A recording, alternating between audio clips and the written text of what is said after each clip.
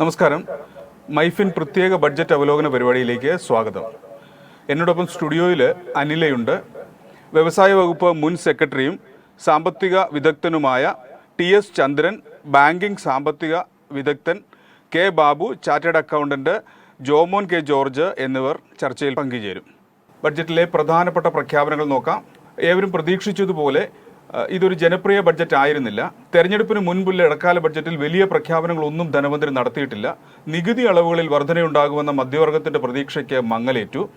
കഴിഞ്ഞ 10 വർഷത്തിനിടെ രാജ്യത്തുണ്ടായ നേട്ടങ്ങളെല്ലാം 2 മോദി സർക്കാരുകളുടെ അക്കൗണ്ടിൽ പെടുത്തിയും തെരഞ്ഞെടുപ്പിലേക്ക് കരുതലോടെയും ആത്മവിശ്വാസത്തോടെയും ചുവടുവെച്ചുമാണ് ധനമന്ത്രി നിർമ്മല സീതാരാമൻ ഇന്നലെ ഇടക്കാല ബഡ്ജറ്റ് അവതരിപ്പിച്ചത്.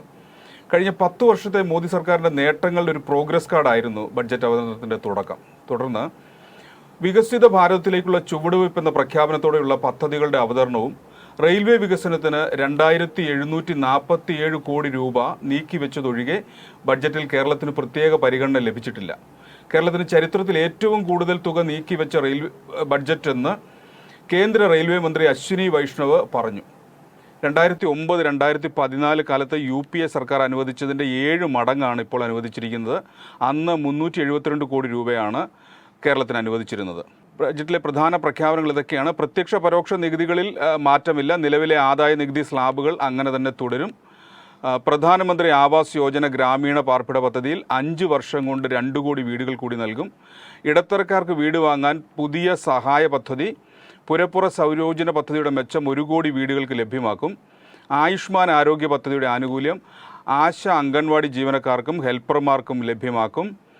കാർഷിക ഉൽപ്പന്നങ്ങളുടെ സംഭരണ വിതരണ ശൃംഖലകൾ, സംസ്കരണവും മാർക്കറ്റിംഗ്, ബ്രാൻഡിംഗ് എന്നിവ മെച്ചപ്പെടുത്താൻ പൊതു സ്വകാര്യ മുതൽ മുടക്ക് ഊർജിതമാക്കും. സ്ത്രീകളുടെ വരുമാനം വർദ്ധിപ്പിക്കാൻ സ്വാശ്രയ സംഘങ്ങളിലൂടെ നടപ്പാക്കുന്ന പരിശീലന പദ്ധതിയിൽ 1 കോടി പേരെ കൂടി ഉൾപ്പെടുത്തും. ഗർഭാശയ ക്യാൻസർ പ്രതിരോധം സാർവത്രിക കുത്തിവയ്പ് യജ്ഞത്തിൻ്റെ ഭാഗമാക്കി മാറ്റും. സ്റ്റാർട്ടപ്പുകൾക്കാണ് മറ്റൊരു പ്രധാനപ്പെട്ട നിർദ്ദേശം വന്നിരിക്കുന്നത്. സ്റ്റാർട്ടപ്പുകൾക്കുള്ള നികുതി ഇളവുകൾ പ്രഖ്യാപിച്ചിട്ടുണ്ട്. 2025 മാർച്ച് 31 വരെ അവ നീട്ടിക്കൊടുത്തിട്ടുണ്ട്. മറ്റൊന്ന്, ഗവേഷണ വികസന സംരംഭങ്ങൾക്ക് കുറഞ്ഞ നിരക്കിലോ പലിശരഹിതമായോ ദീർഘകാല വായ്പ നൽകുന്നതിന് 1 ലക്ഷം കോടി രൂപയുടെ സഞ്ചിത നിധി രൂപീകരിച്ചിട്ടുണ്ട്. ചരക്ക് നീക്കം, തുറമുഖങ്ങളിലേക്കുള്ള ഗതാഗതം മെച്ചപ്പെടുത്തൽ, യാത്രക്കാർക്കുള്ള സൗകര്യങ്ങൾ വർദ്ധിപ്പിക്കൽ എന്നിവയ്ക്കായി 3 റെയിൽവേ ഇടനാഴികൾ പ്രഖ്യാപിച്ചിട്ടുണ്ട്. 40,000 സാധാരണ റെയിൽവേ ബോഗികൾ വന്ദേ ഭാരത് നിലവാരത്തിലാക്കും. വൻ നഗരങ്ങൾക്കായി കൂടുതൽ മെട്രോ റെയിൽ, നമോ ഭാരത് ട്രെയിൻ പദ്ധതികൾ, ഇലക്ട്രിക് വാഹന ഉൽപ്പാദനത്തിനും ചാർജിംഗ് സൗകര്യങ്ങൾക്കും ബസ് പദ്ധതി തുടങ്ങിയവയും ബഡ്ജറ്റിൽ പ്രഖ്യാപിച്ചിട്ടുണ്ട്. ബിസിനസ്, കോൺഫറൻസ്, തീർത്ഥാടന, ടൂറിസം പദ്ധതികൾ വികസിപ്പിക്കാൻ സംസ്ഥാനം മുടക്കുന്നതിന് തുല്യമായ തുക പലിശയില്ലാത്ത ദീർഘകാല വായ്പയായി കേന്ദ്രം നൽകും. മറ്റൊന്ന്, ലക്ഷദ്വീപിനെ സംബന്ധിക്കുന്ന പ്രഖ്യാപനങ്ങളാണ്. ലക്ഷദ്വീപിൽ ഉൾപ്പെടെ ടൂറിസം സൗകര്യങ്ങൾ മെച്ചപ്പെടുത്തും. സംസ്ഥാനങ്ങളിലെ വികസന പദ്ധതികൾക്കായി മൊത്തം 75,000 കോടി രൂപ 50 വർഷത്തേക്ക് പലിശരഹിത വായ്പയായി നൽകും. നിലവിലെ പദ്ധതിയുടെ തുടർച്ചയായിട്ടാണ് ഇത് നൽകുന്നത്.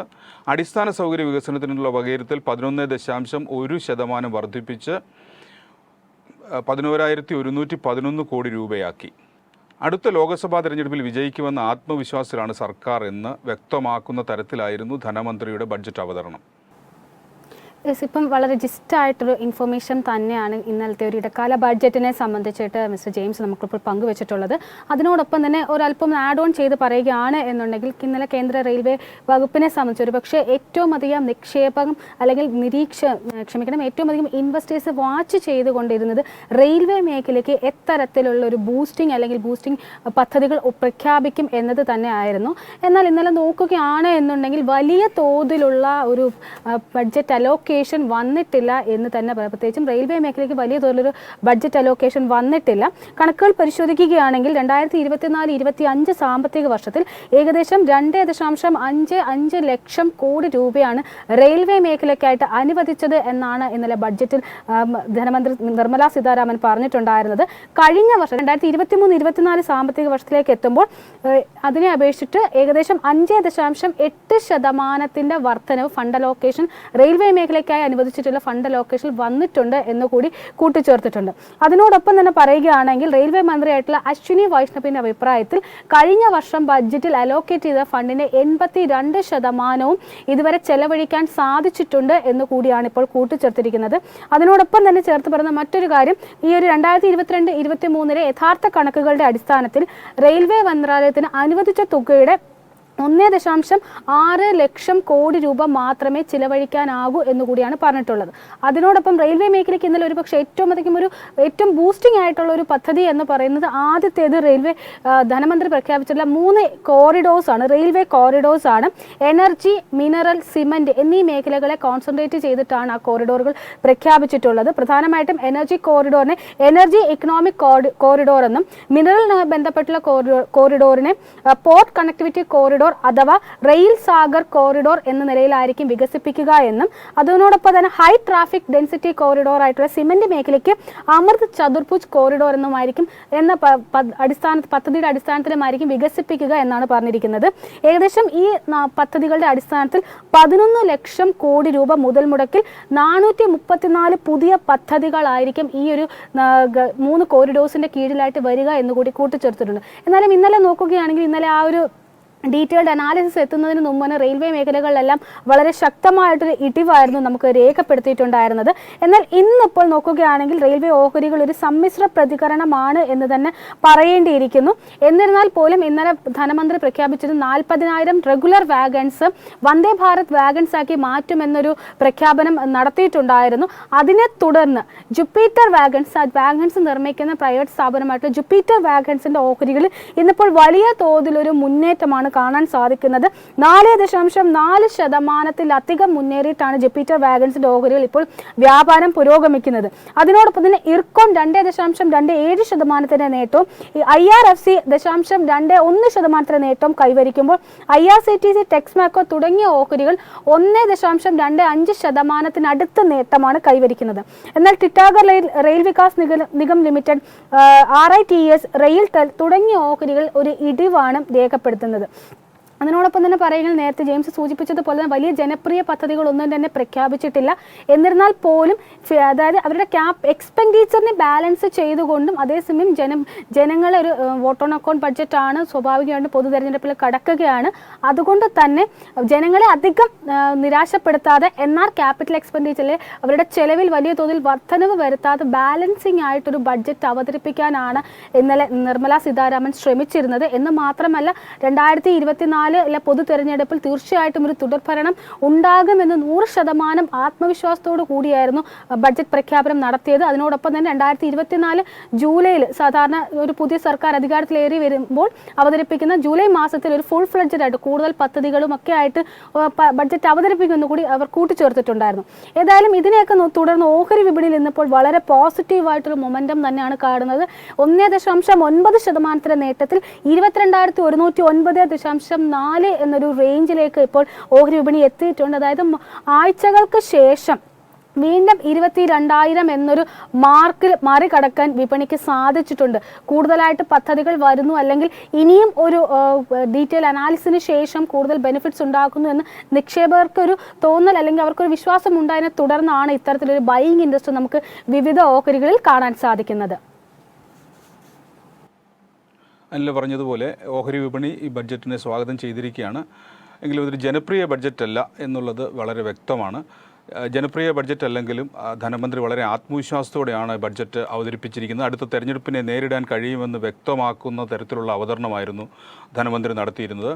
ശ്രീ കെ ബാബു നമ്മളോടൊപ്പമുണ്ട്. ശ്രീ കെ ബാബു, ബഡ്ജറ്റിനെ എങ്ങനെ വിലയിരുത്തുന്നു? Good morning to all. ഒരു ബാങ്കിങ് പെർസ്പെക്റ്റീവിലാണ്, അല്ലെങ്കിൽ ബാങ്കിങ് ആൻഡ് ഫിനാൻസ് പെർസ്പെക്റ്റീവിലാണ് ഞാൻ ഈ ബഡ്ജറ്റിനെ ഇന്നത്തെ ഒരു ഡിസ്കഷനിലേക്ക് അപ്രോച്ച് ചെയ്യാൻ ഉദ്ദേശിക്കുന്നത്. ബാങ്കിങ് പെർസ്പെക്റ്റീവിൽ തീർച്ചയായിട്ടും നമ്മൾ നോക്കുന്ന സമയത്ത് ബാങ്ക് റിസോഴ്സസിന്റെ ഒരു അവൈലബിലിറ്റി, ഫണ്ടിന്റെ ഒരു അവൈലബിലിറ്റി എങ്ങനെയായിരിക്കും, അത് ഡിപ്ലോയ്മെന്റിന്റെ ഓപ്പർച്യൂണിറ്റീസ് എന്തായിരിക്കും, ഫണ്ട് അലോക്കേഷൻ, ഡിഫറെന്റ് സെക്ടേഴ്സിലുള്ള ഫണ്ട് അലോക്കേഷൻ എന്തായിരിക്കും, അതുപോലെ തന്നെ ബജറ്റ് വഴി വരുന്ന പോളിസീസും റെഗുലേഷൻസും എന്തായിരിക്കും, ഇത്തരം കാര്യങ്ങളെയൊക്കെ അടിസ്ഥാനപ്പെടുത്തിയിട്ടായിരിക്കും ഒരു ബജറ്റിനെ ഒരു ബാങ്കർ അല്ലെങ്കിൽ ഒരു ഫിനാൻസ് ആംഗിളിൽ നമ്മൾ അനാലിസിസ് ചെയ്യുന്നത്. അങ്ങനെ വെച്ച് നോക്കുമ്പോൾ ആദ്യമേ തന്നെ ഞാൻ ബജറ്റിന്റെ ഒരു കാര്യത്തിൽ ഒരു ഡിസ്കസ് ചെയ്യാൻ ഉദ്ദേശിക്കുന്നത്, ഫണ്ടിങ് സൈഡിലേക്കാണ്. ഈ ബജറ്റ് എങ്ങനെയാണ് ഫണ്ടിങ് സൈഡിലേക്ക് ഒരു അറ്റൻഷൻ കൊണ്ടുവരുന്നത് എന്നാണ്. ഇതിൽ നമ്മൾ ഒരു ഫണ്ടിങ് സൈഡിലേക്ക് നമുക്കറിയാം, സാധാരണ രീതിയിൽ ഒരു ഫിസ്ക്കൽ ബജറ്റിനെ സംബന്ധിച്ചിടത്തോളം ഫണ്ടിങ് രണ്ട് രീതിയിലാണ്. ഒന്ന് ടാക്സ്, ഡയറക്റ്റ് ആയിട്ടും ഇൻഡയറക്റ്റ് ആയിട്ടുള്ള ടാക്സ് ആണ് ഒരു ഫണ്ടിങ്. മറ്റൊന്ന് ഗവൺമെന്റ് ബോറോയിങ്സ് ആണ്. ടാക്സിൽ മാറ്റങ്ങളൊന്നുമില്ല, അതിൽ ടാക്സ് കുറച്ചുകൂടെ ബെറ്റർ ആയിട്ട് ഒരു ടാക്സ് കളക്ഷൻ ഉണ്ടാവുമെന്ന് ബജറ്റിൽ പറഞ്ഞിട്ടുണ്ട്. പക്ഷേ നമ്മുടെ ഡിസ്കഷന് റിലവന്റ് ആയിട്ടുള്ള ഒരു വിഷയം മാർക്കറ്റ് ബോറോയിങ്, ഗവൺമെന്റിന്റെ മാർക്കറ്റ് ബോറോയിങ് കുറച്ചു കൊണ്ടുവരും എന്നുള്ള ഒരു ഡിസ്കഷനാണ് ബജറ്റിൽ വന്നിരിക്കുന്നത്. അത് 14.13 ട്രില്യൺ അല്ലെങ്കിൽ 11.75 ട്രില്യൺ എന്നുള്ള രീതിയിൽ അത് കുറച്ച് കൊണ്ടുവരും എന്നുള്ള രീതിയിലാണ് എസ്റ്റിമേറ്റ് ചെയ്തിരിക്കുന്നത്. ബാങ്കിംഗ് മേഖലയ്ക്ക് പ്രത്യേകിച്ച് പ്രഖ്യാപനങ്ങളൊന്നും ഇല്ലെങ്കിൽ തന്നെ വിശാലമായ അർത്ഥത്തിൽ ഇതെല്ലാം ബാങ്കിംഗ് മേഖലയെ ബാധിക്കുന്നതാണ്. എങ്കിലും ബാങ്കിങ്ങുമായി ബന്ധപ്പെട്ട് സാധാരണക്കാരൻ, അതായത് ബാങ്കിംഗ് രംഗത്തേക്ക് വരുന്ന ഒരു സാധാരണക്കാരനെ ഇത് ഏതൊക്കെ തരത്തിൽ അഫക്റ്റ് ചെയ്യുമെന്നാണ് കരുതുന്നത്? ബജറ്റിലുള്ള ഈ സാധാരണക്കാരെ ഡിസ്കഷൻ നമ്മൾ സാധാരണ രീതിയിലുള്ള വ്യക്തിഗത വായ്പകൾ അല്ലെങ്കിൽ ബാങ്കിൽ ഡെപ്പോസിറ്റ് ചെയ്യുന്ന ആളുകൾ എന്നുള്ള രീതിയിൽ ആലോചിക്കുകയാണെങ്കിൽ രണ്ട് പ്രധാനപ്പെട്ട ബജറ്റ് നിർദ്ദേശങ്ങളാണ് ഇതിൽ കാണുന്നത്. ഒന്ന്, 2 കോടി ഹൗസിംഗ് പ്രോജക്റ്റുകൾ റൂറൽ ഇന്ത്യയിൽ വരും അടുത്ത 5 വർഷം എന്നുള്ള രീതിയിലുള്ള ഒരു ബജറ്റ് പ്രപ്പോസൽ ഉണ്ട്. ഈ 2 കോടി ഹൗസിംഗ് പ്രോജക്റ്റുകൾ വരുമ്പോൾ തീർച്ചയായിട്ടും അതുമായിട്ട് ബന്ധപ്പെട്ട ബാങ്ക് കണക്റ്റഡ് ആയിരിക്കും ഈ ഇടപാടുകാരെല്ലാം തന്നെ. അപ്പോൾ അവിടെ ഹൗസിംഗ് പ്രോജക്റ്റുകളുടെ ഫണ്ടിങ്ങിനെ സംബന്ധിച്ച് തീർച്ചയായിട്ടും ബാങ്കിങ്ങിന്റെ ഒരു ലെഗ് അവിടെ ഉണ്ടായിരിക്കും. ബാങ്കുകളുടെ ഓപ്പർച്യൂണിറ്റിയും അതുപോലെ തന്നെ ഇതിന്റെ അവൈലബിലിറ്റിയും ബെറ്റർ ആയിരിക്കും ഫണ്ടിങ് വരുന്നതുകൊണ്ട്. അതാണ് ഒരു അതുപോലെ തന്നെ മിഡിൽ ക്ലാസ് ആളുകൾക്കും പുതിയ വീട് വാങ്ങിക്കാനോ അല്ലെങ്കിൽ പുതിയ വീടുകൾ പണിയാനോ ഉള്ള രീതിയിലുള്ള ഒരു സ്കീം കൊണ്ടുവരും എന്ന് ബജറ്റിൽ ഡിക്ലെയർ ചെയ്തിട്ടുണ്ട്. യെസ് സർ, അതിനോടൊപ്പം തന്നെ ഇപ്പോൾ സാർ നേരത്തെ സൂചിപ്പിച്ചിട്ടുണ്ടായിരുന്നു, ഇപ്പോൾ ബോണ്ട് വിപണിയിൽ അതായത് കൂടുതൽ ലിക്വിഡിറ്റി ലഭിക്കുന്നുണ്ട് എന്ന് സാർ സൂചിപ്പിച്ചിട്ടുണ്ടായിരുന്നു. അതിനോടൊപ്പം തന്നെ ഇപ്പോൾ ഞാൻ ഒന്ന് കൂട്ടിച്ചേർക്കുകയാണെന്നുണ്ടെങ്കിൽ കഴിഞ്ഞ ഒരു ബഡ്ജറ്റിനെ അപേക്ഷിച്ച് ഗവൺമെൻറ്റിൻ്റെ ബോറോയിങ് ഏകദേശം 8% കുറച്ചായിരിക്കും ഈ ഒരു ഫിനാൻഷ്യലിലേക്ക് എസ്റ്റിമേറ്റ് ചെയ്തിരിക്കുന്നത്.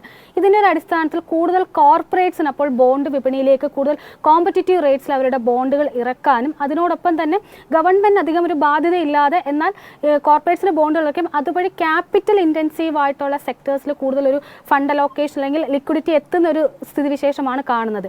ഈ ഒരു സാഹചര്യത്തിൽ ബോണ്ട് വിപണിയുമായി ബന്ധപ്പെട്ട് ഈ ഒരു പ്രഖ്യാപനത്തോടെ ഉണ്ടാകാൻ സാധ്യതയുള്ള മാറ്റങ്ങൾ എന്തൊക്കെയാണ്? ബോണ്ട് വിപണിയുടെ റെസ്പോൺസ് ഇന്നലെ തന്നെ നമ്മൾ മാർക്കറ്റിൽ കണ്ടതാണ്. ഇന്നലെ ബജറ്റ് ഡിക്ലെയർ ചെയ്ത് കഴിഞ്ഞപ്പോൾ ഉടനെ ഉണ്ടായിട്ടുള്ള മാർക്കറ്റിൽ വന്ന ചെറിയൊരു ഹൈപ്പ്, ആ രീതിയിൽ വന്ന് ഈ ഒരു ഗവൺമെന്റ് ബോറോയിങ്സും മാർക്കറ്റ് ബോറോയിങ്സും കുറച്ച് കൊണ്ടുവരും എന്ന് പറഞ്ഞതിന്റെ ഒരു റിഫ്ലക്ഷൻ കൂടിയാണ്. ഇപ്പൊ ബോണ്ട് വിപണിയിൽ അതിൻ്റെതായിട്ടുള്ള ഒരു റിഫ്ലക്ഷൻസ് ഉണ്ടാവും എന്നുള്ളത് കൊണ്ടാണ് ബോണ്ട് വിപണിയിൽ ഗവൺമെന്റിന്റെ ഭാഗത്തു നിന്നുള്ള ഗവൺമെന്റ് ബോറോയിങ്സ് കുറയ്ക്കുകയും മറ്റ് പ്രൈവറ്റ് അല്ലെങ്കിൽ കോർപ്പറേറ്റ്സിനൊക്കെയുള്ള ബോണ്ട് വിപണി കുറേ കൂടെ സജീവമാക്കാൻ സാധിക്കുകയും അവിടെ ലിക്വിഡിറ്റി ഉണ്ടാവും എന്നുള്ളത് കൊണ്ടാണ് ഇമ്മീഡിയറ്റ് ആയിട്ട് മാർക്കറ്റും ഇൻവെസ്റ്റേഴ്സും ഇന്നലെ ബജറ്റ് ഡിക്ലെയർ ചെയ്ത സമയത്ത് ഉടനെ തന്നെ ജമ്പ് ചെയ്യാനുള്ള ഒരു കാര്യം. അതുകൊണ്ട് ബോണ്ട് വിപണി സജീവമായിരിക്കും, ഗവൺമെന്റ് ബോറോയിങ്സ് കുറവായിരിക്കും, അല്ലെങ്കിൽ ഗവൺമെന്റ് ബോറോയിങ് നേരത്തെ പറഞ്ഞ പോലെ അതിനേക്കാൾ കുറവായിരിക്കും. അതേസമയം പ്രൈവറ്റ് ബോണ്ട് വിപണി കമ്പനികൾക്കും കോർപ്പറേറ്റുകൾക്കും ബോണ്ട് ഇറക്കാനും അവർക്ക് അതിൽ കൂടുതലായിട്ടുള്ള റിസോഴ്സസ് സംവിധാനം സാധിക്കും. പ്രൈവറ്റ് പബ്ലിക് ഫണ്ടിങ് ഈ പ്രോജക്റ്റുകളിലെല്ലാം തന്നെ ഗവൺമെന്റ് ഇന്നലത്തെ ബജറ്റിൽ ഡിക്ലെയർ ചെയ്തിട്ടുണ്ട്. പ്രൈവറ്റ് പ്രത്യേകിച്ചും ഈ ഫാർമേഴ്സിന്റെ പോസ്റ്റ് ഹാർവസ്റ്റ് റിലേറ്റഡ് ആയിട്ടുള്ള ഇൻഫ്രാസ്ട്രക്ചർ ഇൻവെസ്റ്റ്മെന്റുകളെല്ലാം തന്നെ പ്രൈവറ്റ് പബ്ലിക് ഫണ്ടിങ് പ്രൊമോട്ട് ചെയ്യും എന്ന് ഗവൺമെന്റ് പറഞ്ഞിട്ടുണ്ട്. അപ്പൊ അതുകൊണ്ട് ഈ പ്രൈവറ്റ് പാർട്ടിസിപ്പേഷൻ പ്രൊമോട്ട് ചെയ്യാനായിട്ട് 2 ഓപ്ഷൻസ് ഉള്ളത്. ഒന്ന്, കോർപ്പറേറ്റുകൾക്ക് നേരിട്ട് മാർക്കറ്റിൽ നിന്ന് അവരുടെ ബോണ്ട് ഇറക്കി കൊണ്ട് ക്യാഷ് എടുക്കാം, അല്ലെങ്കിൽ കമേഴ്സ്യൽ പേപ്പർ ഇറക്കാം, എന്നുള്ള രീതിയിൽ അവർക്ക് ഫണ്ട് എടുക്കാം. മറ്റൊന്ന്, അവർക്ക് ബാങ്ക് ബോറോയിങ്സ് സാധിക്കും. അപ്പം ഈ ലിക്വിഡിറ്റി അവൈലബിൾ ആയിട്ടുണ്ട്, ബാങ്ക് ബോറോയിങ്സും സാധിക്കും. അതേസമയം ലിക്വിഡിറ്റി അവൈലബിൾ ആയതുകൊണ്ട് ബോണ്ടിന്റെ വിപണിയും പ്രൈവറ്റ് ബോണ്ട് വിപണിയും സജീവമാവാനുള്ള സാധ്യതയുണ്ട്. അതേസമയം ഞാൻ നേരത്തെ പറഞ്ഞതുപോലെ ബാങ്കിങ് സെക്ടറിൽ നിന്നുള്ള ഫണ്ടിന്റെ അവൈലബിലിറ്റി റെഡ്യൂസ്ഡ് പ്രൈസിംഗിൽ അവൈലബിൾ ആയിരിക്കും.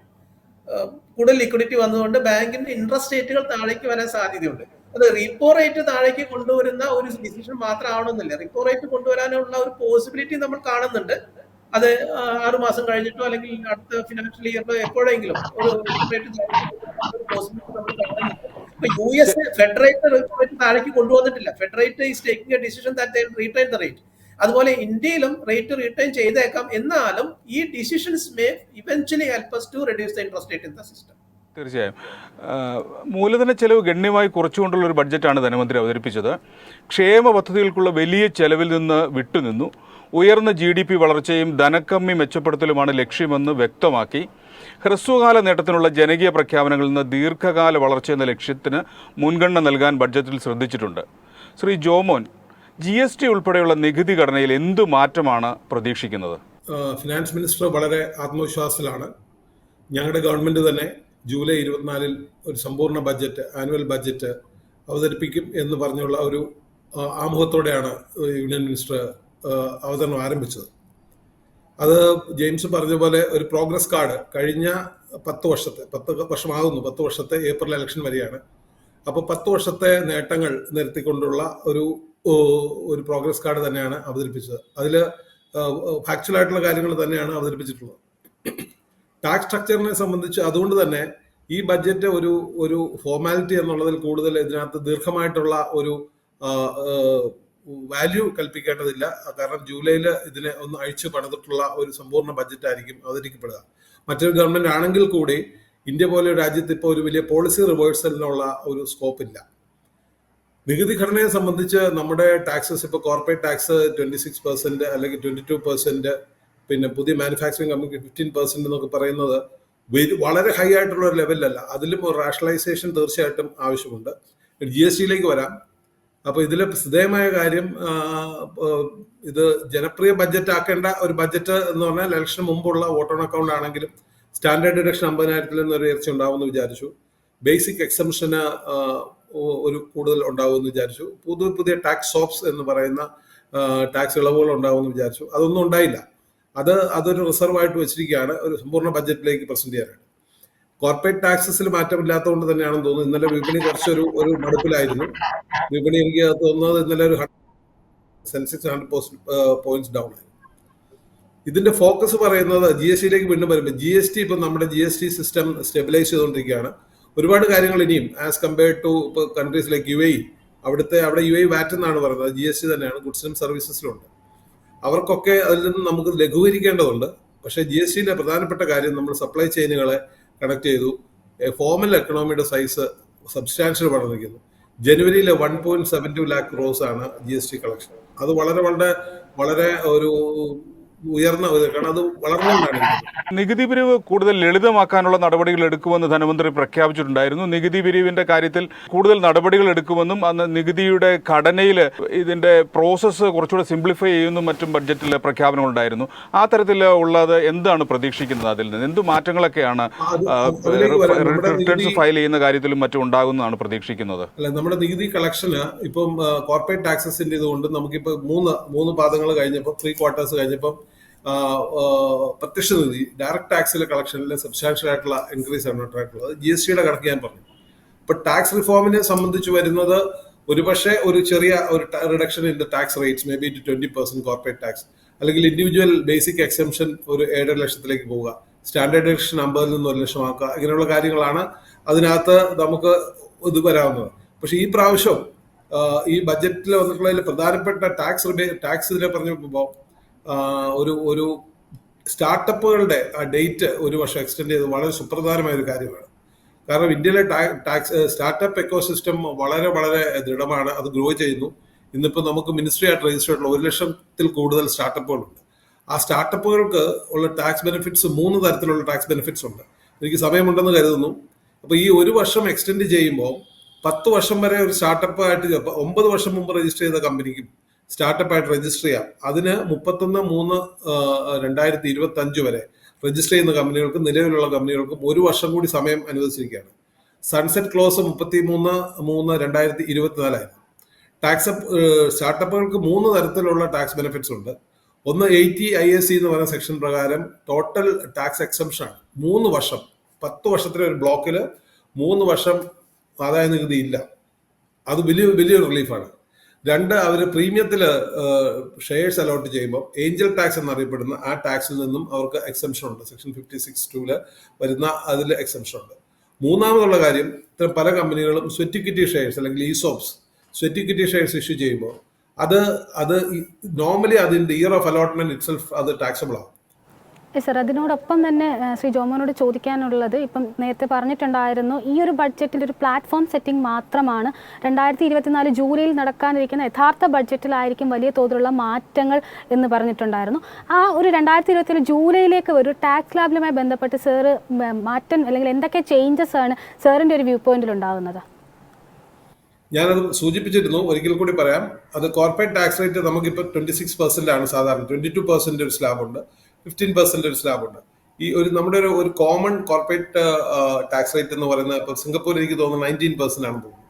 നമുക്ക് പല എക്കണോമികളുമായിട്ട് കമ്പയർ ചെയ്യുമ്പോൾ അതിൽ കുറച്ചും കൂടെ നമുക്ക് റിഡക്ഷൻ വന്നാൽ ടാക്സ് റേറ്റ് കുറയുമ്പോൾ പൊതുവെ കണ്ടുവരുന്നത് കംപ്ലയൻസ് കൂടുന്നു എന്നുള്ളതാണ്. വൈ ഷുഡ് ഐ പേ 26% പകരം 20% എന്ന് പറയുമ്പോൾ അതിൽ ഒരു കുറച്ചുകൂടെ കംപ്ലയൻസ് വരുന്നതായിട്ടാണ് മുമ്പുള്ള നമ്മുടെ അനുഭവം നമ്മൾ കാണിക്കുന്നത്.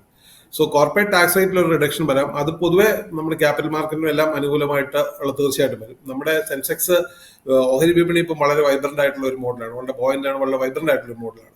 പ്രത്യേകിച്ചും ഒരു ലോങ് ടേം, ഇതിന്റെ രാഷ്ട്രീയ വശമൊന്നുമല്ല പറയുന്നത്, long term continuity of policy, government and continuity of policy ഉണ്ടാകുമ്പോൾ അത് അവിടെ ഇതെല്ലാം സഹായകരമാകും. സോ ഒന്നാമത് കോർപ്പറേറ്റ് ടാക്സ് റേറ്റിലുള്ളതാണ്. പിന്നെ സാധാരണക്കാരൻ ഇപ്പൊ ഇത് അതുപോലെ മറ്റൊരു മാറ്റം വരുത്തിയിട്ടുള്ളത് ശ്രദ്ധിച്ചിട്ടുണ്ടാവും. ഈ പഴകിക്കിടക്കുന്ന കുറെ കേസുകളുണ്ട്. 25,000 രൂപ വരെയുള്ള ചെറിയ കേസുകളാണ്. അത് അവർക്ക് ഡിപ്പാർട്ട്മെന്റ് ഹെഡേക്കാണ്. 2009-10 വരെയുള്ള പെൻഡിങ് കേസസ് 25,000 രൂപയിൽ താഴെ ഡിമാൻഡുള്ള കേസുകളെല്ലാം അവർ ഫോർഗോ ചെയ്യാം. അത് പിന്നെ ഡിമാൻഡ് എൻഫോഴ്സ് ചെയ്യുന്നില്ല. അത് clear the administrative work of the department also. Technology use ചെയ്തുകൊണ്ട് കൂടുതൽ അത് വരെയാണ്. അത് കഴിഞ്ഞിട്ടുള്ള ഇതിന് 2014-15 വരെയുള്ളതിൽ 10,000 രൂപയുടെയും ചെറിയ ചെറിയ കേസ് ഹെഡേക്ക് ഒഴിവാക്കുക സാധാരണ ടാക്സ് പേയറെ സംബന്ധിച്ച്.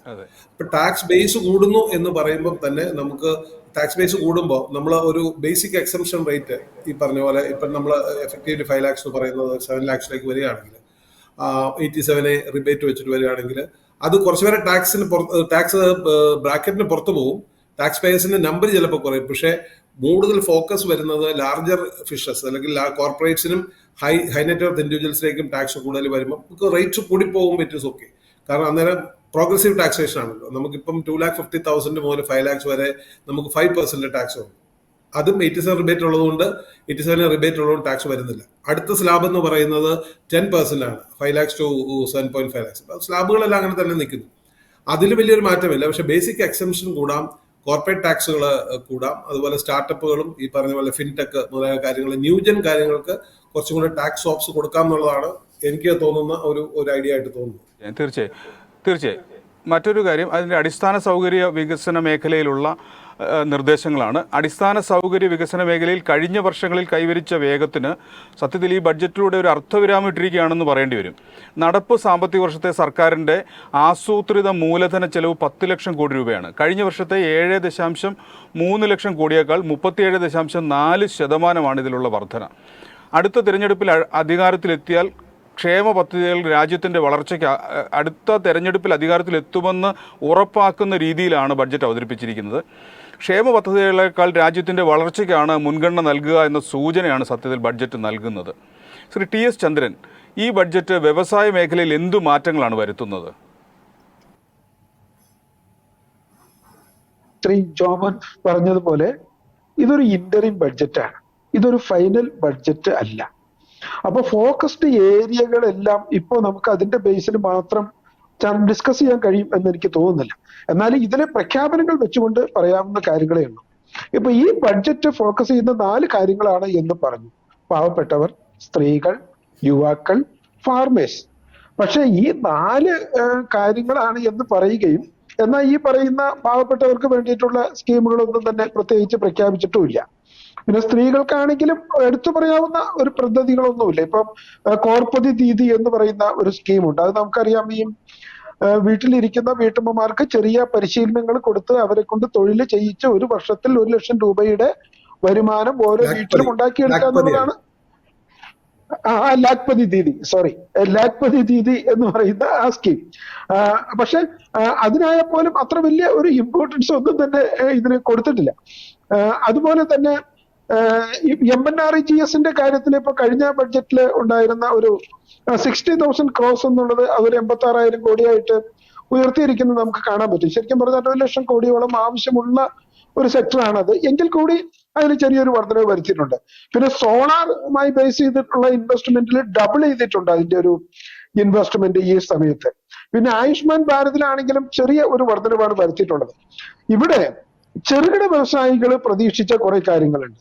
ഒന്നാമത്, കഴിഞ്ഞ വർഷമാണ് CGTMSE credit guarantee trust fund പ്രകാരം കൊടുക്കുന്ന എമൗണ്ട് 5 കോടി രൂപ വരെയായിട്ട് ഉയർത്തിയത് ഈ 2023 ഏപ്രിൽ 1 മുതലാണ്. അപ്പോൾ അന്ന് ഈ വ്യവസായികളൊക്കെ ഉന്നയിച്ച ഒരു പ്രധാനപ്പെട്ട ആവശ്യം എന്ന് പറയുന്നത്, ഈ ക്രെഡിറ്റ് ഗ്യാരണ്ടി ട്രസ്റ്റ് ഫണ്ട് പ്രകാരം എടുക്കുന്ന വായ്പയ്ക്ക് വലിയ രീതിയിലുള്ള ഒരു പലിശ ഇളവ്, ഒരു കോമ്പൻസേഷൻ അത് കൊടുക്കണം എന്ന് വ്യവസായ സംഘടനകളും എല്ലാവരും മൊത്തത്തിൽ ഡിമാൻഡ് ചെയ്ത ഒരു കാര്യമാണ്. പക്ഷെ അതൊന്നും ഒരിക്കലും പരാമർശിക്കപ്പെട്ടിട്ടില്ല. 2047 എന്നത് ഈ ഭാരതത്തിന്റെ വലിയൊരു ടാർഗറ്റ് ആണ് എന്നും അതിലേക്ക് എത്താൻ വേണ്ട ലോങ് ടൈം പ്രോസസ്സും നടപടികളുമാണ് ഈ ബഡ്ജറ്റിൽ വരുന്നത് എന്നുള്ളതുമാണ് ഈ ബഡ്ജറ്റിനെ മൊത്തത്തിൽ പഠിച്ചാൽ നമുക്ക് മനസ്സിലാക്കുന്ന ഒരു കാര്യം. ഇപ്പം കേരളത്തിലോ അല്ലെങ്കിൽ മറ്റു സംസ്ഥാനങ്ങളിലൊക്കെ ചെയ്യുന്നത് പോലെ ചെറിയ ചെറിയ ഭക്ഷ്യക്കിറ്റ് കൊടുത്തുകൊണ്ടോ ചെറിയ ചെറിയ മറ്റ് ആനുകൂല്യങ്ങൾ കൊടുത്തുകൊണ്ടോ ജനപ്രീതി പിടിച്ചുപറ്റി മുന്നോട്ട് പോകേണ്ട ഒരു സാഹചര്യം ഞങ്ങൾക്കില്ല. ഞങ്ങൾ വളരെ സ്ട്രോങ് ആയിട്ടുള്ള ഒരു പൊളിറ്റിക്കൽ പിൻബലമുള്ള ഒരു ഗവൺമെന്റ് ആണ്. അതുകൊണ്ട് ഞങ്ങൾ വീണ്ടും അധികാരത്തിൽ വരും. അപ്പോ ഇത്തരം കാര്യങ്ങൾ കുറച്ചുകൂടി നോക്കാൻ പറ്റും എന്നുള്ളതായിരിക്കാം ഈ ബഡ്ജറ്റിന്റെ ഒരു ഇമ്പാക്ട് എന്ന് എനിക്ക് തോന്നുന്നു. ചന്ദ്രൻ പറഞ്ഞതുപോലെ ബഡ്ജറ്റിലെ വ്യവസായ മേഖലയെ പൂർണ്ണമായി അവഗണിച്ചില്ലെങ്കിലും പ്രതീക്ഷിക്കപ്പെട്ട പ്രഖ്യാപനങ്ങളൊന്നും ഉണ്ടായിട്ടില്ല എന്നുള്ളത് ശരി തന്നെയാണ്.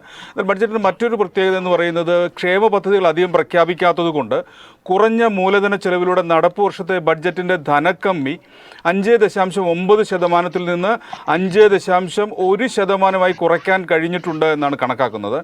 മുൻ ബഡ്ജറ്റിനെ അപേക്ഷിച്ച് 14.1 ലക്ഷം കോടി രൂപ കടമെടുക്കാനാണ് ഇത് ലക്ഷ്യമിടുന്നത്. കടമെടുപ്പ് കുറയ്ക്കുക എന്നുള്ളത് തന്നെയാണ് ഇതിൻ്റെ പിന്നിലുള്ള ഉദ്ദേശമെന്നത് വ്യക്തമാണ്. നിക്ഷേപം ഉയർന്നിട്ടും കാര്യമായ നേട്ടം കൈവരിക്കാൻ കഴിയാത്ത സ്വകാര്യ മേഖലയ്ക്ക് ഇടം നൽകിയാണ് ലക്ഷ്യം. സർക്കാർ വായ്പകൾ കുറയുന്നത് സ്വകാര്യ മേഖലയ്ക്കുള്ള വായ്പാ ലഭ്യത ഉയർത്തുമെന്നും പറഞ്ഞിട്ടുണ്ട്. നടപ്പ് സാമ്പത്തിക വർഷത്തെ പ്രതീക്ഷിക്കുന്ന GDP വളർച്ച 8.9%. 2025 സാമ്പത്തിക വർഷവും 10.5% വളർച്ചയാണ് ബഡ്ജറ്റിൻ്റെ അനുമാനം. ഈ ബഡ്ജറ്റ് ഓഹരി വിപണിയിൽ എങ്ങനെയാണ് ഇതിൻ്റെ പ്രതിഫലനം ഉണ്ടായതെന്ന് അനില ആദ്യം തന്നെ സൂചിപ്പിച്ചിട്ടുണ്ടായിരുന്നു. റെയിൽവേ സെക്ടറിൽ ഉണ്ടായിരിക്കുന്ന മാറ്റങ്ങളെക്കുറിച്ചും പറഞ്ഞിട്ടുണ്ടായിരുന്നു. സർ, നേരത്തെ സൂചിപ്പിച്ചതുപോലെ തന്നെ റെയിൽവേ എന്ന് പറയാൻ സാധിക്കില്ല. പൊതുവേ ഇന്നലെ ബഡ്ജറ്റിനോട് വളരെ ഒരു ഫ്ലാറ്റ് നെഗറ്റീവ് ട്രെൻഡിലായിരുന്നു വിപണിയിൽ നിക്ഷേപകരും വിപണിയും പ്രതികരിച്ചതെങ്കിൽ പോലും ഇന്നത്തെ ഒരു ദിവസം നോക്കുകയാണ് എന്നുണ്ടെങ്കിൽ ഒരു അനാലിസിസിന് ശേഷം വളരെ ഒരു ശക്തമായിട്ട് തന്നെ വിപണി തിരികെ കയറി എന്ന് തന്നെ പറയേണ്ടിയിരിക്കുന്നു. നേരത്തെ ഞാൻ സൂചിപ്പിച്ചതുപോലെ റെയിൽവേ മേഖലയിലൊക്കെ ഇന്നലത്തെ അപേക്ഷിച്ച് വളരെ വലിയ തോതിൽ ഒരു ബൈയിങ് ഇൻട്രസ്റ്റ് നമുക്ക് കാണാൻ സാധിക്കുന്നുണ്ട്. അതിനോടൊപ്പം തന്നെ ഇന്നലെ ഇപ്പോൾ സൂചിപ്പിച്ചിട്ടുണ്ടായിരുന്നു, ഇപ്പോൾ EV ഉൾപ്പെടെയുള്ള EV എക്കോസിസ്റ്റത്തിലൊക്കെ വലിയ തോതിലുള്ള ഇൻവെസ്റ്റ്മെന്റും അതുപോലെ തന്നെ ഒരു ലോങ് ടേം വ്യൂ തന്നെയാണ് ഇന്നലെ നിർമ്മല സീതാരാമന്റെ ബഡ്ജറ്റിൽ നിന്ന് മനസ്സിലാക്കാൻ സാധിച്ചിട്ടുണ്ടായിരുന്നു. ഈ ഓട്ടോ മേഖലയിലും വലിയ തോതിലൊരു മുന്നേറ്റം ഇന്നലെ നമുക്ക് കാണാൻ സാധിച്ചിട്ടുണ്ടായിരുന്നു. ഇന്നും ആ ഒരു നേട്ടം തുടരുന്നുണ്ട്. അതിനോടൊപ്പം തന്നെ മറ്റൊരു മേഖല എന്ന് പറയുന്നത് ഗ്രീൻ എനർജി മേഖലയാണ്. അതായത് കൂടുതൽ ക്ലീൻ എനർജിയുമായി ബന്ധപ്പെട്ടുള്ള സർക്കാരിൻ്റെ ആ ഒരു വ്യൂ പോയിന്റിനോട് അനുബന്ധിച്ച് തന്നെയാണ് ഇന്നലെ ക്ലീൻ എനർജി പദ്ധതി ഉദാഹരണം പറയുകയാണെങ്കിൽ റൂഫ് ടോപ്പ് സോളറൈസേഷൻ പദ്ധതിയുടെ ഭാഗമായിട്ട് കൂടുതൽ പദ്ധതി അല്ലെങ്കിൽ കൂടുതൽ ഇൻവെസ്റ്റ്മെന്റ് വരുമെന്നും അതിനെ തുടർന്ന് ഗ്രീൻ എനർജി മേഖലയിൽ പ്രവർത്തിക്കുന്ന KPA ഗ്രീൻ ടെക്, അതിനോടൊപ്പം സുസ്ലോൺ പോലുള്ള ഓഹരികളൊക്കെ വലിയ തോതിലൊരു ബൈയിങ് ഇൻട്രസ്റ്റ് ഇന്നലെ മുതൽ നമുക്ക് കാണാൻ സാധിക്കുന്നുണ്ടായിരുന്നു.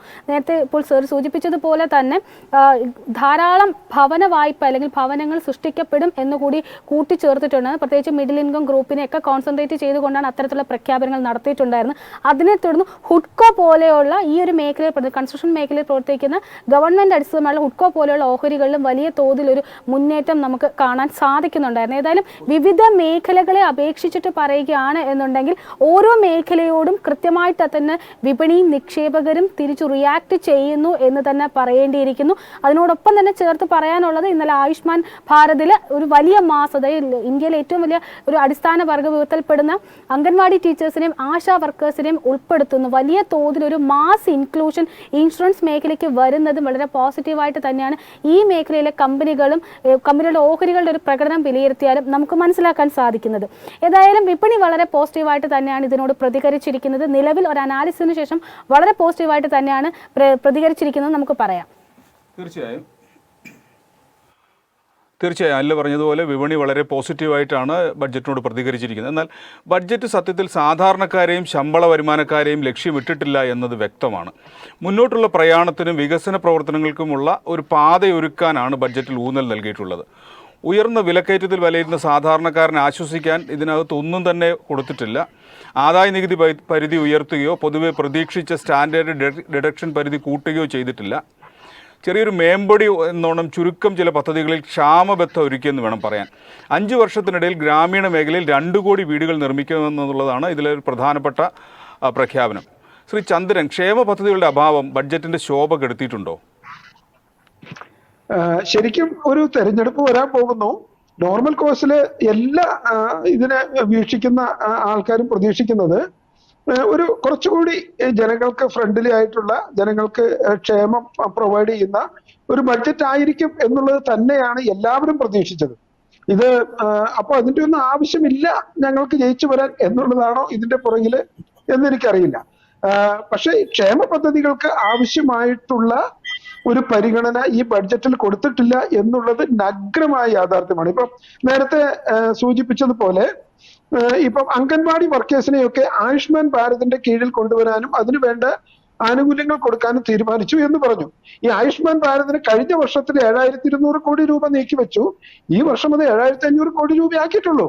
അപ്പോ അതിൽ പോലും കാര്യമായ ഒരു ബഡ്ജറ്റ് പ്രൊവിഷനിൽ പോലും കാര്യമായ ഒരു വർധനവ് ഈ പറയുന്ന കാര്യത്തിൽ വരുത്തിയിട്ടില്ല. അപ്പൊ അങ്ങനെ നോക്കിക്കഴിഞ്ഞാൽ മൊത്തത്തിൽ ഇത് ഇപ്പൊ നേരത്തെ സൂചിപ്പിച്ചതുപോലെ ആദായ നികുതി മാറ്റി പരിധി ഉയർത്തുകയോ ഒരു മാറ്റവും വരുത്തിയിട്ടില്ല. കഴിഞ്ഞ വർഷത്തെ പോലെ തന്നെ ഈ ആണ്ടുതോറും നടത്തി വരാറുള്ള ഉത്സവം എന്ന് പറയുന്ന പോലെ കഴിഞ്ഞ വർഷത്തെ പോലെ തന്നെ ഈ വർഷവും തുടരും എന്ന് പറയുകയാണ്. സോളാറിന്റെ കാര്യത്തിൽ ഒരുപക്ഷെ വേണമെങ്കിൽ ചെറിയ കുടുംബങ്ങൾക്ക് 300 യൂണിറ്റ് വരെ ഉള്ള വൈദ്യുതി ഫ്രീ ആയിട്ട് കൊടുക്കാനുള്ള ഒരു പദ്ധതി ഉണ്ടാക്കും എന്ന് പറഞ്ഞിട്ടുണ്ട്. ഈ സോളാറിന്റെ ഇൻവെസ്റ്റ്മെന്റ് ഡബിൾ ആക്കിയിട്ടുണ്ട്.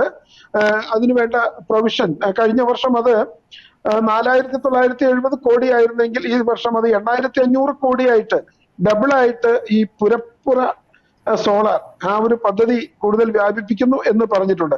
അതില് സാധാരണ കുടുംബങ്ങൾക്ക് ലഭിക്കുന്ന ഒരു ചെറിയ സൗകര്യം എന്ന് പറയുന്നത് 300 യൂണിറ്റ് വരെ ഉപയോഗിക്കുന്ന വൈദ്യുതി ഉപയോഗിക്കുന്ന കുടുംബങ്ങൾക്ക് അത് സൗജന്യമായിട്ട് നൽകും എന്നുള്ളതാണ്. അപ്പൊ അങ്ങനെ ചെറിയ ചെറിയ കാര്യങ്ങൾ മാത്രം ഒതുങ്ങുകയാണ് ഈ പറയുന്ന ക്ഷേമ ബഡ്ജറ്റ് എന്നുള്ളതാണ്. ഇപ്പോ ആവാസ് യോജനയുടെ കാര്യത്തിൽ 2 കോടി പുതിയ വീടുകൾ 5 വർഷത്തിനുള്ളിലാണ് അത് പറഞ്ഞിട്ടുള്ളത്. അപ്പൊ 5 വർഷത്തിനുള്ളിൽ പറഞ്ഞു എന്ന് പറയുമ്പോൾ അതിപ്പോ നമ്മൾ അത്ര കൂലങ്കഷമായി ചർച്ച ചെയ്തിട്ട് കാര്യമില്ല. അത് മുൻകൂട്ടി കാണുന്ന ഒരു കാര്യം മാത്രമാണ്. അതുപോലെ കൂടുതൽ വിമാനത്തെ EV വാഹനങ്ങൾക്ക് പ്രോത്സാഹനം, അത് നല്ലൊരു കാര്യമാണ്. പിന്നെ മറ്റൊരു കാര്യമുള്ളത് ഈ ചേരി നിവാസികൾക്ക് സ്വന്തമായിട്ട് വീട് വെക്കാൻ, അത് പക്ഷെ നമ്മൾ ആരും അധികം ശ്രദ്ധിക്കാതെ പോയ ഒരു പോയിന്റ് ആണെന്ന് എനിക്ക് തോന്നുന്നു. ഈ ചേരി പ്രദേശത്തും അതുപോലെ ഈ അൺഓതറൈസ്ഡ് ആയിട്ടുള്ള ചില സ്ഥലങ്ങളിലൊക്കെ കുടില് കെട്ടിയും വ്യാപകമായി താമസിക്കുന്ന ഈ ചെറിയ ചെറിയ കുടിലുകളും വീടുകളും ഉണ്ട്. അത്തരം ആൾക്കാർക്ക് ഒരു ഭവന പദ്ധതി ഫോം ചെയ്യും എന്ന് ഈ ബഡ്ജറ്റിൽ കൃത്യമായിട്ട് പറയുന്നുണ്ട്. അതൊരു പക്ഷെ അവർക്ക് കുറച്ചും കൂടി ഒരു ആധികാരികത, ഒരു കയറി ചെല്ലാൻ പോലും അവകാശമില്ലാത്ത സ്ഥലത്ത് കയറി ചെല്ലാൻ കഴിയുന്ന തരത്തിലൊരു ആനുകൂല്യം അവർക്ക് കൊടുക്കാൻ സാധ്യതയുണ്ട് എന്നുള്ളതാണ് ഞാൻ മനസ്സിലാക്കുന്നത്. ഇങ്ങനെ നോക്കിക്കഴിഞ്ഞാൽ മൊത്തത്തിൽ പാവപ്പെട്ട അല്ലെങ്കിൽ ഇതിലെ പറയുന്ന ആദ്യത്തെ വിഭാഗം, 4 വിഭാഗമാണല്ലോ പറഞ്ഞത്. അപ്പൊ അതിൽ ഏറ്റവും വലിയ വിഭാഗം പാവപ്പെട്ടവരാണ്. അതിന് ശേഷമാണ് സ്ത്രീകളും യുവാക്കളും ഫാർമേഴ്സും വരുന്നത്. അപ്പൊ ഈ പാവപ്പെട്ടവർക്ക് ഏതെങ്കിലും രീതിയിലുള്ള ഒരു ഇമ്മീഡിയറ്റ് ബെനിഫിറ്റ് കിട്ടുന്ന സ്കീമുകൾ ഇതിൽ വളരെ കുറവാണ്. അങ്ങനെ ഒരു പ്രഖ്യാപനം ഇല്ല, ഫലത്തിലില്ല എന്ന് തന്നെ പറയേണ്ടി വരും. അത് സത്യത്തിൽ ഈ ബഡ്ജറ്റിന്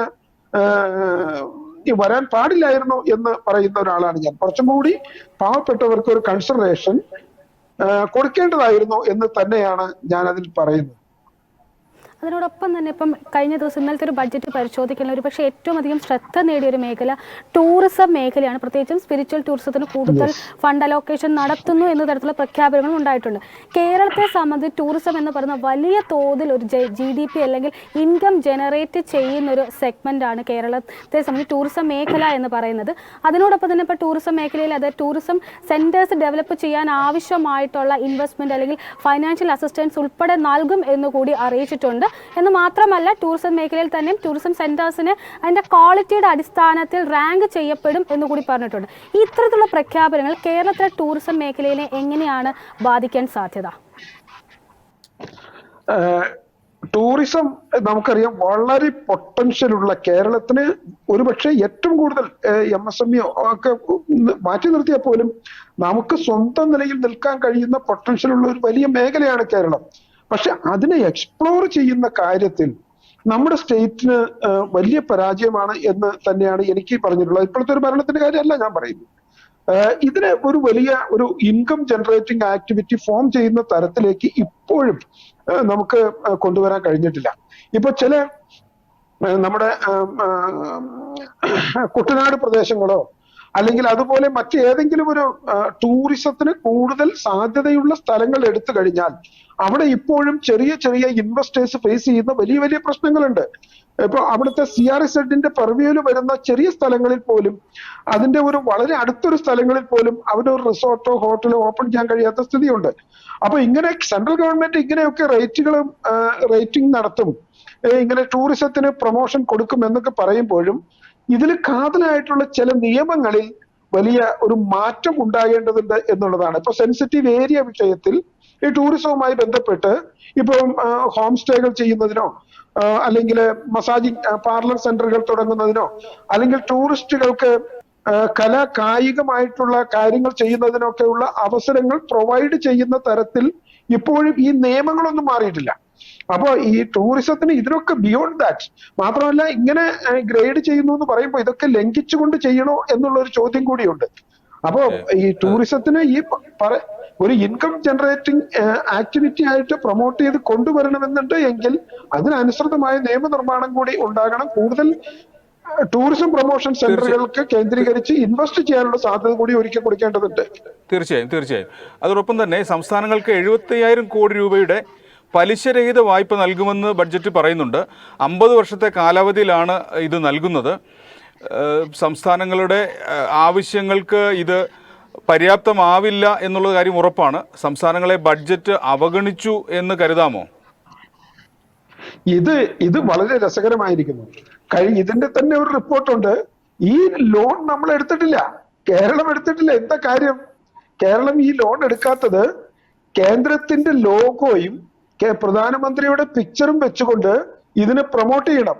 അപ്പൊ ഇങ്ങനെ പ്രൊമോട്ട് ചെയ്യാൻ സാധിക്കാത്തത് കൊണ്ട്, ഇത് കേരളത്തിന് രാഷ്ട്രീയമായിട്ട് അത് താല്പര്യമില്ലാത്തത് കൊണ്ട് ഇങ്ങനെ ഈ ദീർഘകാലത്തേക്ക് പലിശ കൊടുക്കാതെ കിട്ടുന്ന വായ്പ നാം എടുത്തിട്ടില്ല എന്നുള്ളതാണ് യാഥാർത്ഥ്യം. അപ്പൊ അതിന് 75,000 കോടി എന്നുള്ളത് വലിയതായി വർദ്ധിപ്പിച്ചാലും പ്രത്യേകിച്ച് കാര്യമൊന്നും ഉണ്ടാവുമെന്ന് എനിക്ക് തോന്നുന്നില്ല. നമ്മൾ ഈ രാഷ്ട്രീയ കാര്യങ്ങളൊക്കെ മറന്നിട്ട് നമുക്ക് കിട്ടാവുന്ന മാക്സിമം സൗകര്യങ്ങൾ ഇപ്പൊ ജനങ്ങൾക്കിടയിൽ ഇതിൽ നികുതി പിരിവ് കാര്യക്ഷമമാക്കുന്നതിലൂടെ സംസ്ഥാനങ്ങൾക്ക് ഒരു വരുമാന വർധന സാധ്യമാകുമോ? തീർച്ചയായിട്ടും സംസ്ഥാനങ്ങളുടെ ഷെയർ, കേന്ദ്രത്തിന്റെ ഓവറോൾ നികുതി വരുമാനം കൂടുമ്പോൾ സംസ്ഥാനത്തിന്റെ ഷെയർ കൂടും. അത് GST ആണെങ്കിലും ഡയറക്ട് ടാക്സ് ആണെങ്കിലും അത് തീർച്ചയായിട്ടും ഗുണകരമാണ്. ഇതിനിടയ്ക്ക് ടൂറിസത്തെ കുറിച്ച് ഒന്ന് പറയട്ടെ. ഇപ്പൊ ശ്രീ ചന്ദ്രൻ പറഞ്ഞ പോലെ ടൂറിസം, ഇപ്പൊ നമ്മൾ ഇൻഫ്രാ ഡെവലപ്മെന്റ്, ഇത് എല്ലാ ബഡ്ജറ്റ്, ഇപ്പൊ നമുക്കൊരു ധനക്കമ്മിയുണ്ട്, അത് 5.1% ആയിട്ട് നിൽക്കുന്നു. നമ്മൾ 11.8 crores ആണ്, ട്രില്യൺ ആണ് നമ്മൾ ഇപ്പം ഇൻഫ്രാ ഡെവലപ്മെന്റ് പറയും. അപ്പൊ കഴിഞ്ഞ 2-3 വർഷമായിട്ടുള്ള ഇൻഫ്രയിലുള്ള ട്രസ്റ്റ് വളരെ ഏറ്റവും കൂടുതൽ സഹായകമാകുന്നത് ടൂറിസം മേഖലയ്ക്കാണ്. ഇപ്പൊ ടൂറിസത്തിനെ സംബന്ധിച്ച് 2 കാര്യങ്ങൾ. ഒന്ന്, ട്രാവലിലുള്ള കണക്ടിവിറ്റി, അത് റോഡ്, റെയിൽ, എയർ, പിന്നെ അതിന്റെ ബാക്കിയുള്ള അടിസ്ഥാന സൗകര്യങ്ങൾ, ഇത് വളരെ ഇമ്പോർട്ടൻ്റ് ആണ്. പിന്നെ പ്രധാന ഒരു കാര്യം ഹൈജീൻ. നമ്മുടെ കേരളത്തിലെ പട്ടണങ്ങളിലുള്ള നമ്മുടെ പ്രശ്നങ്ങളുണ്ട്. ഇപ്പോ നിയമങ്ങളുടെ കാര്യത്തില് കൂടുതലും ഇത് കേന്ദ്ര നിയമങ്ങൾ പോലെ തന്നെ സംസ്ഥാന നിയമങ്ങളിലും ഒരു റിവ്യൂ വളരെ ആവശ്യമായിട്ടുണ്ട്. ഇപ്പം CRZ പോലെയുള്ള കാര്യങ്ങളും അതുപോലെ ലോക്കൽ ഗവൺമെന്റ് ബന്ധപ്പെട്ട റൂളുകളും പെർമിറ്റുകളും ഒക്കെ. ഇപ്പൊ ടൂറിസത്തിനെ സംബന്ധിച്ച് ആനന്ദ് മഹീന്ദ്ര പോലെയുള്ള ബിസിനസ് എക്സ്പെർട്സ് പറയുന്നു, tourism properly run it has got higher margins than IT എന്നാണ് അദ്ദേഹം പറയുന്നത്. അതിനുള്ള സ്റ്റാറ്റിസ്റ്റിക്സ് കാണും. നമ്മുടെയും അനുഭവം, അങ്ങനെ നന്നായിട്ട് പോകുന്ന റിസോർട്ടുകൾ കോവിഡ് കഴിഞ്ഞിട്ട് ഇപ്പം ടൂറിസം ട്രാഫിക് വല്ലാതെ കൂടിയിട്ടുണ്ട്, ധാരാളം ഉയർന്നു വരുന്നുണ്ട്. ഒക്യുപ്പൻസി എല്ലാം ഹോട്ടലുകളിൽ ഇതാണ്. ഈവൻ സ്റ്റാർ ഹോട്ടൽസ് കൊച്ചിയിലാണെങ്കിലും എവിടെയാണെങ്കിലും അവിടെയൊക്കെ ഒരു ഡിന്നറിന് പോയി കഴിഞ്ഞാൽ ടേബിൾ കിട്ടാൻ വെയിറ്റ് ചെയ്യേണ്ട ഒരു സാഹചര്യമാണ്. അപ്പോൾ ടൂറിസത്തിനെ സംബന്ധിച്ച് ഇൻഫ്രാ സ്പെൻഡ് എന്ന് പറയുന്നത് തീർച്ചയായിട്ടും അത് സഹായകമാവും. എന്നോട് ചോദിച്ച ചോദ്യം സ്പെസിഫിക് ആയിട്ട് ചോദിച്ചത് ടാക്സ് കളക്ഷനാണ്. ടാക്സ് കളക്ഷൻ കേന്ദ്രത്തിൽ കിട്ടുന്ന വിഹിതങ്ങൾ നമ്മൾ നമ്മുടെ ക്ലെയിമുകൾ സമയബന്ധിതമായിട്ട് ചെയ്ത് കഴിഞ്ഞാൽ തീർച്ചയായിട്ടും സംസ്ഥാനങ്ങൾക്ക് ഗുണകരമായിട്ട് തന്നെ വരും. തീർച്ചയായും വ്യക്തമാണ്. ശ്രീ കെ ബാബുവിനോടാണ്. ശ്രീ കെ ബാബു, കാർഷിക മേഖല ബഡ്ജറ്റിൽ അവഗണിക്കപ്പെട്ടതായിട്ട് തോന്നുന്നുണ്ടോ? സൗജന്യങ്ങളോ കൂടുതലായിട്ടുള്ള സബ്സിഡീസോ ഒന്നും ഈ ബജറ്റിൽ അങ്ങനെ പ്രത്യേകിച്ച് പ്രഖ്യാപനങ്ങളൊന്നുമില്ല. ഒരു പക്ഷേ ഇതൊരു വോട്ട് ഓൺ അക്കൗണ്ട് ആണ്, അല്ലെങ്കിൽ ഇന്ററിം ബജറ്റ് ആണ്, പുതിയ ബജറ്റ് അടുത്ത ഗവൺമെന്റ് വരുമ്പോൾ ഉണ്ടാവട്ടെ, അല്ലെങ്കിൽ ഞങ്ങൾ തന്നെ വരുമ്പോൾ എന്നുള്ള രീതിയിലുള്ള പ്രസന്റേഷൻ ആണ് ഇന്നലെ ഉണ്ടായിട്ടുള്ളത്. അതുകൊണ്ട് കാർഷിക മേഖല എന്ന് മാത്രമല്ല, പ്രത്യേകിച്ച് ഏറെ ഒരു മേഖലയിലേക്കും കൂടുതലായിട്ടുള്ള ഒരു സൗജന്യങ്ങളോ സബ്സിഡികളോ ഒന്നും കൂടുതലായിട്ട് പറഞ്ഞിട്ടില്ല. നിലവിലുള്ള സംവിധാനങ്ങൾ കണ്ടിന്യൂ ചെയ്യുന്നു എന്നുള്ള രീതിയിലുള്ള ഒരു ഒരു ഒരു അനൗൺസ്മെന്റ് മാത്രമാണ് ഇന്നലത്തെ ബജറ്റിൽ ഉണ്ടായിട്ടുള്ളത്. അതേസമയം ഒന്നിട്ട് കാര്യങ്ങളും കൂടെ ഞാൻ ഇൻസിഡന്റലി പറയാൻ ഉദ്ദേശിക്കുന്നത്, നേരത്തെ ഇവിടെ സംസാരിച്ചതുപോലെ ശ്രീ ടി എസ് ചന്ദ്രൻ സംസാരിച്ചതുപോലെ, അതായത് നമ്മൾ ഏതെങ്കിലും ഒരു സെക്ടറിലേക്ക് ഒരു അനൗൺസ്മെന്റുകൾ ഉണ്ടായിട്ടില്ല എന്ന് പറയുന്നത് ശരിയാണ്. പക്ഷേ ഈ വരുന്ന ഇൻഫ്രാസ്ട്രക്ചർ ഇൻവെസ്റ്റ്മെന്റുകൾ റോഡിന്റെ കാര്യത്തിലാണെങ്കിലും റെയിൽവേസിന്റെ കാര്യത്തിലാണെങ്കിലും റോഡിന്റെ കാര്യത്തിലാണെങ്കിലും കാപെക്സ് ഇൻവെസ്റ്റ്മെന്റിന്റെ കാര്യത്തിലായിട്ടുള്ള എല്ലാം തന്നെ റീറ്റെയിൽ സെക്ടറിലേക്കും MSME സെക്ടറിലേക്കും കോർപ്പറേറ്റ് സെക്ടറിലേക്കുമുള്ള ഫണ്ടിന്റെ അലോക്കേഷൻ തന്നെയാണ്. അപ്പോൾ അവിടെ പ്രത്യേകിച്ച് ഒരു സബ്സിഡൈസ്ഡ് ആയിട്ടുള്ള കാര്യങ്ങൾ അനൗൺസ് ചെയ്തിട്ടില്ലെന്ന് മാത്രമേ ഉള്ളൂ. പക്ഷെ ആ രംഗങ്ങളിലൂടെയുള്ള വളർച്ചയ്ക്ക് സഹായിക്കുന്ന രീതിയിലേക്കുള്ള ഫണ്ട് അലോക്കേഷൻ ബജറ്റിൽ നടന്നിട്ടുണ്ട്. പ്രത്യേകിച്ച് കാപെക്സ് ഏകദേശം ഒരു 11% കാപെക്സ് കൂട്ടി തന്നെയാണ് ഇരിക്കുന്നത്. അതുകൊണ്ട് അത് നടക്കും. പക്ഷെ ഇതിനോട് അഡീഷണൽ ആയിട്ട് ഒരു കൂടെ ഞാൻ പറയാൻ ഉദ്ദേശിക്കുന്നത്, ഫിനാൻഷ്യൽ ആംഗിൾ ഈ ബജറ്റിന്റെ ഒരു സ്വഭാവം ഈ ഫണ്ടിന്റെ അവൈലബിലിറ്റി കൂടുതലായിരിക്കുമെന്ന് ഞാൻ തുടക്കത്തിൽ തന്നെ പറഞ്ഞിരുന്നു. പക്ഷെ ഫണ്ടിന്റെ അവൈലബിലിറ്റി കൂടുതലാകുമ്പോൾ, സിസ്റ്റത്തിൽ ലിക്വിഡിറ്റി കൂടുതലാകുമ്പോൾ അതിന്റെ ഇമ്മീഡിയറ്റ് ആയിട്ട് വരാൻ പോകുന്ന ഒരു പോസിബിലിറ്റി തീർച്ചയായിട്ടും നാണിപ്പെരുപ്പമോ വിലക്കയറ്റമോ ഉണ്ടാവാനുള്ള ഒരു സാധ്യതയുണ്ട്. അപ്പൊ അത് അങ്ങനെ വരുന്ന സമയത്ത് നേരത്തെ പറഞ്ഞ പോലെ ഇൻട്രസ്റ്റ് റേറ്റ് താഴേക്ക് നിൽക്കും എന്ന് പറയുന്ന ഒരു സിറ്റുവേഷന്റെ ഒരു കോൺഫ്ലിക്റ്റ് ഓഫ് ആ ഒരു ഫംഗ്ഷൻ ചിലപ്പോൾ ഒരു കോൺഫ്ലിക്റ്റ് ആയിട്ട് വർക്ക് ചെയ്തേക്കാം. ഓക്കെ, വ്യക്തമാണ്. നമുക്കിനി ബഡ്ജറ്റിനെ സംബന്ധിക്കുന്ന ചില പ്രധാന പ്രതികരണങ്ങൾ കൂടി നോക്കാം. വികസിത ഇന്ത്യക്ക് അടിത്തറ ഉറപ്പാക്കുന്ന ഇടക്കാല ബഡ്ജറ്റാണിതെന്ന് പ്രധാനമന്ത്രി വ്യക്തമായിട്ട് പറഞ്ഞിട്ടുണ്ട്. വികസിത ഇന്ത്യയുടെ 4 തൂണുകളെന്ന് വിശേഷിപ്പിക്കാവുന്ന യുവാക്കൾ, ദരിദ്രർ, വനിതകൾ, കർഷകർ എന്നിവർക്ക് ബഡ്ജറ്റ് ശക്തി പകരും എന്നാണ് പ്രധാനമന്ത്രി പറഞ്ഞത്. ഗവേഷണത്തിനും നവീകരണത്തിനുമായി 1 ലക്ഷം കോടിയുടെ ഫണ്ട് സ്വരൂപിക്കാനും സ്റ്റാർട്ടപ്പുകൾക്കുള്ള നികുതി ഇളവ് കൂട്ടാനുമുള്ള തീരുമാനം യുവഭാരതത്തിൻ്റെ അഭിലാഷങ്ങൾ പ്രതിഫലിപ്പിക്കുന്നതാണെന്നും ധനക്കമ്മി നിയന്ത്രണത്തിലാക്കി മൂലധന ചെലവ് 11,11,111 കോടി എന്ന റെക്കോർഡ് ഉയരങ്ങളിലെത്തുമെന്നും പ്രധാനമന്ത്രി പറഞ്ഞു. യുവാക്കൾക്കായി ദശലക്ഷക്കണക്കിന് തൊഴിലവസരങ്ങൾ സൃഷ്ടിക്കും. 2047 ഇന്ത്യ ഒരു വികസിത രാജ്യമാകുമെന്ന ഉറപ്പ് നൽകുന്നുവെന്നും പ്രധാനമന്ത്രി നരേന്ദ്രമോദി അഭിപ്രായപ്പെട്ടു. കേരളത്തിലെ പ്രതികരണം നോക്കുമ്പോൾ കേന്ദ്ര ബഡ്ജറ്റ് കേരളത്തിൻ്റെ ആവശ്യങ്ങളെയും താൽപ്പര്യങ്ങളെയും അശേഷം പരിഗണിക്കാത്തതാണെന്നാണ് മുഖ്യമന്ത്രി പിണറായി വിജയൻ അഭിപ്രായപ്പെട്ടത്. റബ്ബർ ഉൾപ്പെടെയുള്ളവയുടെ ഇറക്കുമതി ചുങ്കം ഉയർത്തി ആഭ്യന്തര റബ്ബർ കൃഷിയെ പരിഗണിക്കണമെന്ന ആവശ്യം പരിഗണിച്ചിട്ടില്ല. നെൽ, കേരം, സുഗന്ധ വ്യഞ്ജന കൃഷികൾ തുടങ്ങിയവയ്ക്ക് പരിഗണന കിട്ടിയിട്ടില്ല. പുതിയ തീവണ്ടികളോ റെയിൽവേയോ ഇല്ല. കേരളത്തിൻ്റെ ന്യായമായ ആവശ്യങ്ങൾക്ക് ഒന്നും ബഡ്ജറ്റിൽ പരിഗണിച്ചിട്ടില്ലെന്നും മുഖ്യമന്ത്രി കുറ്റപ്പെടുത്തി. കേന്ദ്ര ബഡ്ജറ്റ് നിരാശാജനകമെന്നാണ് ധനമന്ത്രി KN ബാലഗോപാൽ പറഞ്ഞത്. കഴിഞ്ഞ വർഷത്തെ കോപ്പി മാത്രമാണ് ഈ ബഡ്ജറ്റ്. വിഴിഞ്ഞമടക്കമുള്ള മൂലധന നിക്ഷേപ പദ്ധതികൾക്ക് മന്ത്രിയെ നേരിൽ കണ്ട് സഹായം ചോദിച്ചിരുന്നു. എങ്കിലും അതേക്കുറിച്ചൊന്നും ബഡ്ജറ്റിൽ പരാമർശമില്ല. എന്നാൽ കോർപ്പറേറ്റിൻ്റെ താല്പര്യങ്ങൾ സംരക്ഷിച്ചുകൊണ്ടുള്ളതാണ് കേന്ദ്ര ബഡ്ജറ്റ് എന്ന് പ്രതിപക്ഷ നേതാവ് VD സതീശൻ പറഞ്ഞു. ഇന്ധനത്തിൻ്റെ വില കുറച്ചിട്ടില്ല.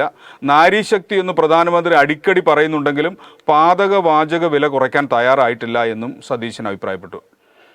MSME സംരംഭങ്ങളുടെ സാമ്പത്തിക ആവശ്യങ്ങൾ നിറവേറ്റുന്നതിനായി ധനകാര്യ മേഖലയെ ഒരുക്കുമെന്ന പ്രഖ്യാപനം സ്വാഗതാർഹമാണെന്നും മത്സരാധിഷ്ഠിത നിരക്കിൽ വായ്പകൾ നൽകുന്നതിൽ MSMEകൾക്കുള്ള ആശങ്കകൾക്ക് ഇത് പരിഹാരമാകുമെന്നും ഇസാഫ സ്മോൾ ഫിനാൻസ് ബാങ്കിൻ്റെ MDയും CEOയുമായ K. പോൾ തോമസ് പറഞ്ഞു. മറ്റൊരു പ്രതികരണം, സാമ്പത്തിക വളർച്ചയ്ക്കും വികസനത്തിനും ഊന്നൽ നൽകുന്നു എന്നതാണ് ഇടക്കാല ബഡ്ജറ്റിൻ്റെ മുഖമുദ്രയെന്നും അതുകൊണ്ടാണ് ധനക്കമ്മി 5.1% നിർത്തിയിരിക്കുന്നതെന്നും അത് സർക്കാർ ധനകാര്യ അച്ചടക്കത്തിന് നൽകുന്ന ഊന്നലാണ് പ്രതിഫലിപ്പിക്കുന്നതെന്നും ജിയോജിത്ത് ഫിനാൻഷ്യൽ സർവീസസിൻ്റെ ചീഫ് ഇൻവെസ്റ്റ്മെൻറ്റ് സ്ട്രാറ്റജിസ്റ്റായ ഡോക്ടർ VK വിജയകുമാർ അഭിപ്രായപ്പെട്ടു. ഏതായാലും നമ്മുടെ ഇപ്പോഴത്തെ ഒരു സെഷൻ ഇവിടെ ഒരു അവസാനിപ്പിക്കാനുള്ള സമയമായിരിക്കുകയാണ്. ഞങ്ങളോടൊപ്പം ഇത്രയധികം ചിലവഴിച്ചുള്ള Shri K F Babu, TS Chandran, Joman തുടങ്ങിയ അതിഥികൾക്ക് ഞങ്ങളുടെ ഭാഗത്തുനിന്ന് നന്ദി അറിയിക്കുകയാണ്. വിവിധ മേഖലയിൽ നിന്നുള്ള ബഡ്ജറ്റിനെ സംബന്ധിച്ചുള്ള വ്യത്യസ്തമായിട്ടുള്ള ഒരു വ്യൂ പോയിന്റ് തന്നെയാണ് നമ്മളോടൊപ്പം പങ്കുവച്ചിട്ടുള്ളത്. ഏതായാലും ബഡ്ജറ്റിനെ സംബന്ധിച്ച് പറയുകയാണെന്നുണ്ടെങ്കിൽ ഇന്ററിം ബഡ്ജറ്റാണ്. നേരത്തെ ജെയിംസ് സൂചിപ്പിച്ചതുപോലെ തന്നെ ധന അച്ചടക്കം പാലിക്കുന്ന തരത്തിലൊരു ബഡ്ജറ്റാണ് നിർമ്മല സീതാരാമൻ അവതരിപ്പിച്ചത് എന്നാണ് ഒരു ഫിനാൻഷ്യൽ ബാക്ക്ഗ്രൗണ്ടിൽ നിന്ന് പറയുമ്പോൾ നമുക്ക് പറയാനുള്ളത്. ഒരു പോപ്പുലസ്, അതായത് ജനപ്രീതി ആർജിച്ച പദ്ധതികൾ പ്രഖ്യാപിക്കുന്നതിലുപരി ധന അച്ചടക്കത്വം പാലിച്ചുകൊണ്ട് കൂടുതലായിട്ട് ആ ഇന്ത്യയെ മുന്നോട്ട് നയിക്കുക എന്നുള്ളത് തന്നെ ലക്ഷ്യം വെച്ചിട്ടാണ് ഇപ്പോൾ ഇത്തരത്തിലൊരു ബഡ്ജറ്റ് അവതരിപ്പിച്ചിരിക്കുന്നത്. ഏതായാലും ഇന്നത്തെ ഈ ഒരു സെഷൻ, ബഡ്ജറ്റുമായി ബന്ധപ്പെട്ടുള്ള ഒരു പ്രത്യേക സെഷൻ ഇവിടെ അവസാനിക്കുകയാണ്.